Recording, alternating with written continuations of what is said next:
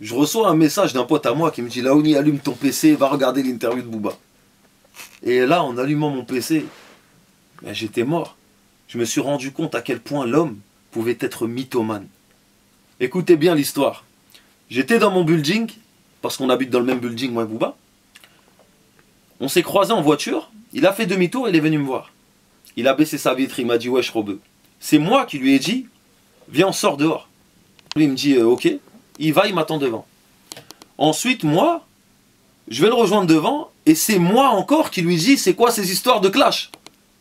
Et c'est là que lui commence à s'emporter, il me dit comment ça, ces histoires de clash, c'est toi qui m'envoies des pics sur des morceaux, tu me clashes. Je lui ai dit écoute Booba, ce clash n'était pas pour toi, c'était juste une punchline dans une chanson.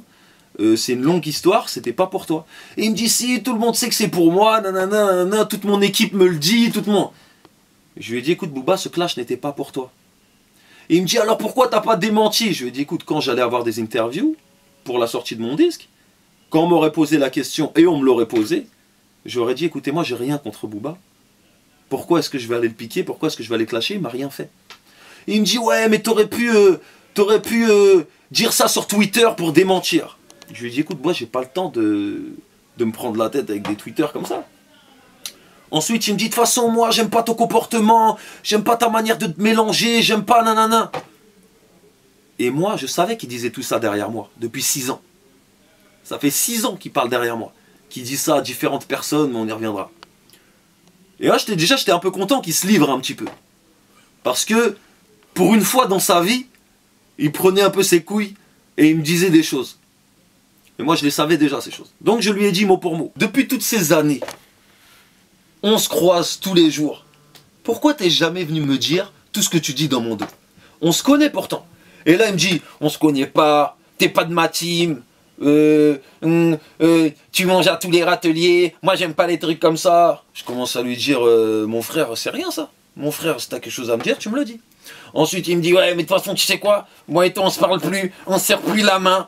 Comme un gamin de 8 ans. Un petit con. Un moins que rien. On se serre plus la main, on se dit plus bonjour, on se calcule plus. Voilà, toi et moi, c'est comme ça. Je lui ai dit, ok. Je suis rentré chez moi tranquille. Et je me suis dit, putain, c'est vraiment un moins que rien. Hassol, il a parlé de moi à l'ancienne. Il a dit, ouais, il était mieux avant ou quoi, nanana. Et là, j'ai halluciné, j'ai khla, comme on dit, j'ai eu peur. Je me suis dit, comment est-ce qu'on peut être un mytho et un moins que rien?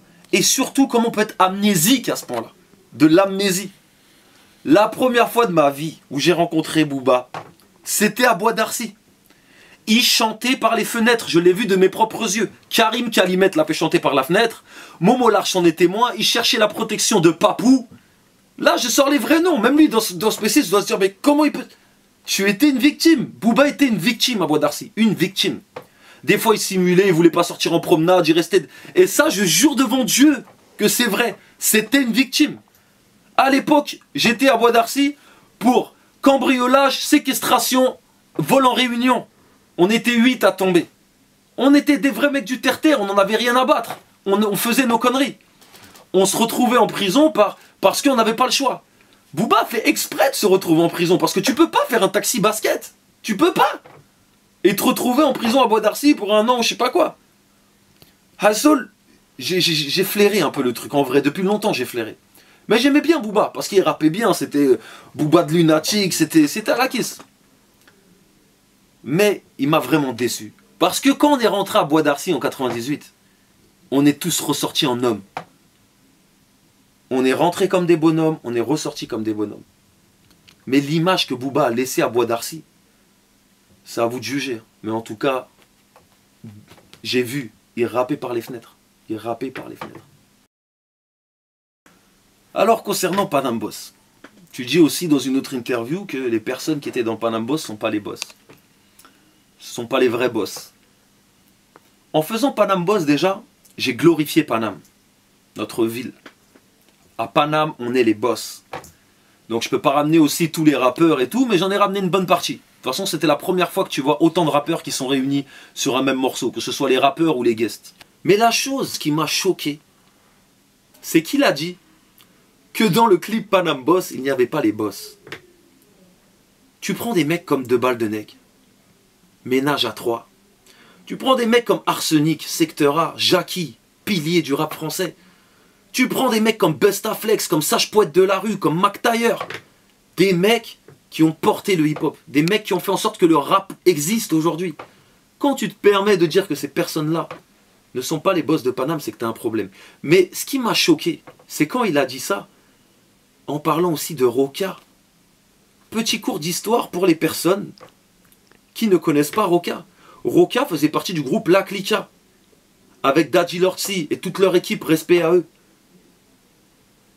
Mais Booba a commencé dans le hip-hop en tant que danseur. Tu étais danseur, tu faisais du smurf pour La Clica. Ensuite, un peu plus tard, ils t'ont donné ta chance. Et ils ont fait en sorte qu'aujourd'hui, tu sois Booba. Et aujourd'hui, 10 ans après, avec le succès, avec la renommée, comment est-ce que cette personne minable peut se permettre d'émettre une critique sur les personnes qui ont fait en sorte qu'il soit là où il est aujourd'hui? Comment est-ce que tu peux te comporter comme ça? Et toi aussi, t'en as pas. Il y avait Zoxy aussi, je peux parler de Zoxy. C'est Zoxy aussi qui a mis les gens de Boulogne. En 15 ans de carrière, Booba fait croquer qui? Booba a produit qui? Booba a mis qui en avant? Ne comparez jamais Booba à moi. Jamais. En même pas 6-7 ans de carrière, parce que quand je suis arrivé dans le game, ils étaient déjà à 2-3 albums. Regardez qui j'ai mis en avant. J'ai mis MAS, j'ai mis Sultan, j'ai mis Fababi, j'ai mis Canardo, j'ai mis Green, j'ai mis mes couilles sur la table. Quand je fais une mixtape Capital du Crime 3, Capital du Crime 2, Capital du Crime 1, j'invite toujours tous les petits rappeurs de la nouvelle génération. Et je fais des clips avec eux. Je les mets en avant. J'ai pas peur de partager mon image avec eux. Parce que Dieu m'a donné, je redistribue. Mais ça, c'est un truc, c'est quand tu as grandi dans la street que tu connais ce genre de choses. Mais comme encore une fois, on n'est pas du même milieu social, et ben moi et ce moins que rien, on n'a pas la même vision de la vie. On n'a pas cette même vision. Cette notion de partage. Dieu te donne, tu redistribues. Bref, quand je suis sorti de prison, Clément m'a présenté Booba. Et tellement que Booba était fort à l'époque, c'était le Booba de Lunatic, et ben, son rap m'a fait oublier que c'était une victime.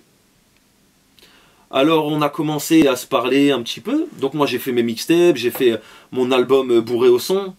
Et ensuite j'ai fait l'album Aller-Retour où j'ai invité Booba. Et récemment j'ai vu dans une interview, il me critiquait, ouais tu sors d'un concours Max 209. Mais quand il est venu poser sur l'album et qu'on a fait le morceau Reste en chien, ça ne le dérangeait pas de poser sur un mec qui sort d'un concours de Skyrock. Et une dernière chose pour en revenir aussi à Skyrock et à Max 209. C'est que moi, quand j'ai fait Max 209, j'avais déjà mon premier maxi. J'avance.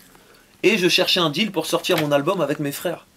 Il y avait Hostile qui était chaud, il y avait Sony qui était chaud. Quand Clément m'a appelé, il m'a dit, Lafoun, il y a un concours et toi, Skyrock, tu peux aller sur Sky. Mais j'ai été direct. Je suis un mec de trappe, moi. Je vois une porte qui s'ouvre, n'importe quelle radio, je fonce. Et puis donc, à l'époque, on se parlait. On était potes, moi et Booba. Donc, comme mes albums ne fonctionnaient pas, tant que mes albums ne fonctionnaient pas, j'ai toujours été pote avec Booba. Bourré au son n'a pas fonctionné, c'était mon pote. Aller-Retour n'a pas fonctionné, c'était mon pote. Quand j'ai sorti mes repères, et que lui, il a sorti 09, et que 09 a fait un flop, c'est là que les choses, elles ont commencé à se gâter entre moi et lui. Mais les gens ne le savaient pas, parce que moi, j'aime pas faire des vies aux gens. Et j'ai jamais parlé derrière Booba. Donc, personne n'était au courant. Ce que je suis en train de vous raconter, vous le découvrez en même temps que tous mes amis, en même temps que tous les gens qui m'entourent, et en même temps que toute son équipe aussi. Quand j'ai fait mes repères et que ça a marché et qu'il a fait 09 et que c'était un flop, il s'est senti ridicule. Et un jour, je l'ai appelé, et j'étais tout content de faire mon premier Olympia. Et je l'ai appelé, je lui ai dit, Booba, viens, je t'invite à mon Olympia et tout, je suis trop content, c'est mon premier Olympia. Et il m'a dit, non, laisse tomber, je suis pas chaud, de toute façon, je serai pas là. Ou quoi. Mais j'ai senti bizarre dans sa voix. J'ai appelé Clément, je lui ai dit, c'est passe quoi avec Booba? Pourquoi on dirait il était vénère, il était un peu froid. Et il me dit, ouais, je l'ai eu au hôtel il y a quelques jours, en fait, il te fait un peu la tête. Je lui dis, pourquoi? Et il me dit, parce que tu t'es mélangé avec Soprano et Sefiu. Et quand je vois aujourd'hui, 6 ans plus tard, aller faire des clips dans la ville de Sefiu, traîner avec des mecs de la ville de Sefiu, je suis sidéré. Autre chose encore, ce qui m'a fait le plus rire, c'est qu'il m'a dit, tu te mélanges trop avec Soprano et SFU. Et que quelques temps après, j'allume ma télé, je le vois en train de faire un clip avec Tony Parker.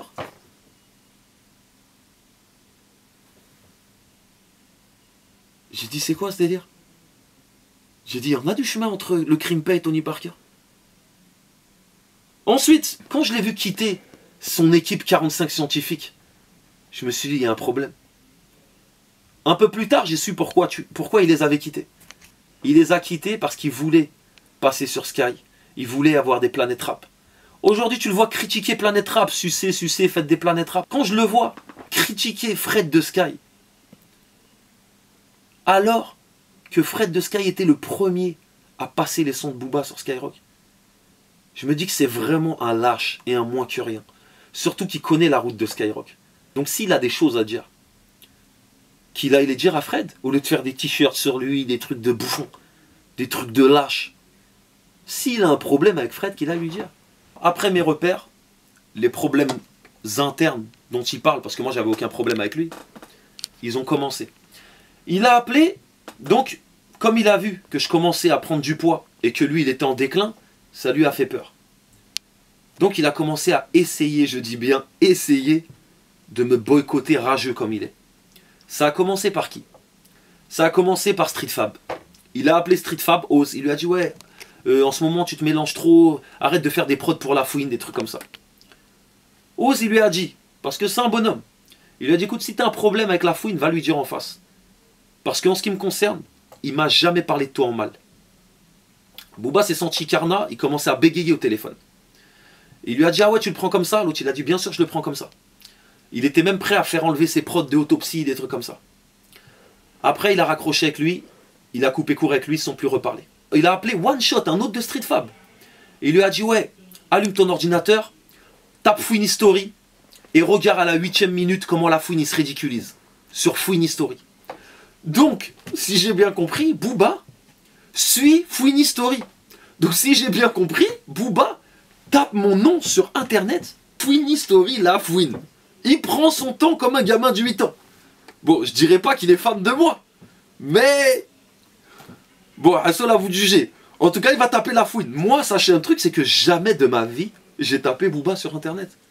Jamais. Tu sais, ces clips, vous savez, je les ai jamais vus.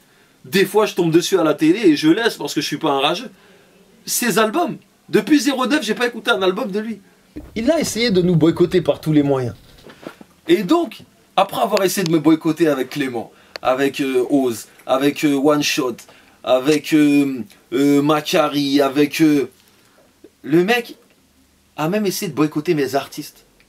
Parce que Fababi, il avait posé sur Autopsie, volume 4. Lorsqu'il a appris qu'il était sur Capital du Crime 3, il l'a retiré net de Autopsie 4. C'est juste pour vous montrer à quel point ce mec-là n'a pas la notion du partage. Pour en revenir aussi à ce qu'il dit sur la vidéo. Mais il y a une chose que je comprends pas, moi. C'est que mec, en ce moment, t'es en clash avec plein de personnes. Il y a même des mecs qui t'ont dit nique ta mère sur une chanson. Tu vois. Qu'on me pardonne le mot, moi j'oserais jamais traiter la mère à quelqu'un. Mais il y a même des mecs qui te disent nique ta mère. Il y a des gens qui te clashent, qui citent ton nom. Mais le mec, il vient s'en prendre à Fouini. Donc je me suis demandé pourquoi.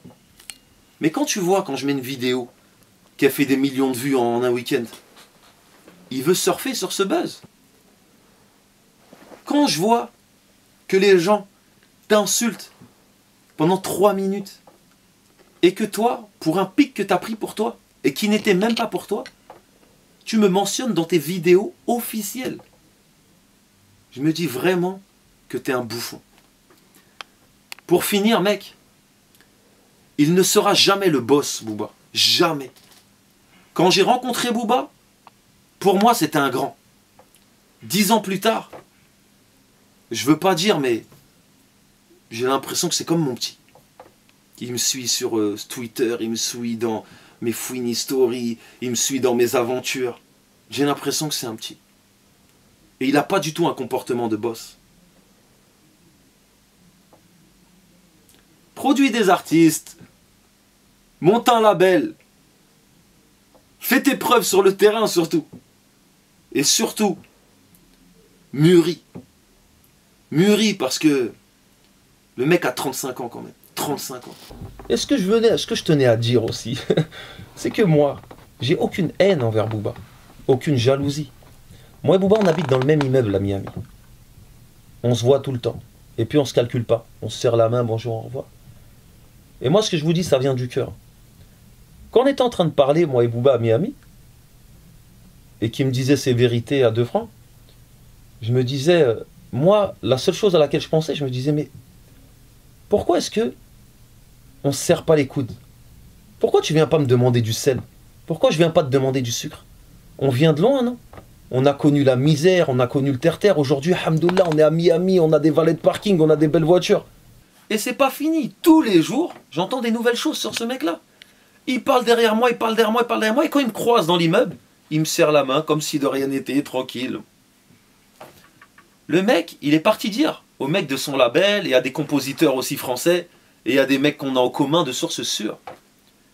Il part dire à son équipe aussi, La Fouine me copie. Ça y est, je suis venu habiter à Miami, lui aussi vient habiter à Miami. Je viens habiter dans cet immeuble-là, alors lui aussi vient habiter dans cet immeuble-là. Mais sachez tous une chose, la plus grosse différence qu'il y a entre moi et Booba, c'est que Booba, ça fait 4 ans qu'il habite dans notre immeuble, mais il est locataire. Fouini est propriétaire. Quand je suis arrivé à Miami, j'ai acheté mon appart cash, et lui, il louait depuis 4 ans. Quand les gens sont venus lui dire ça, il voulait mourir de jalousie.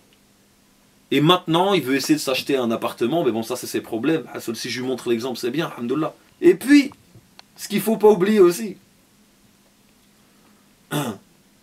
c'est que quand tu es un mec de la rue, quand tu rappes avec ton cœur, quand tu as connu les restos du cœur, quand tu as connu les allocations familiales, les APL, quand tu as connu les expulsions, quand tu as connu les huissiers, la première chose que tu fais quand tu gagnes de l'argent, tu sécurises un appartement.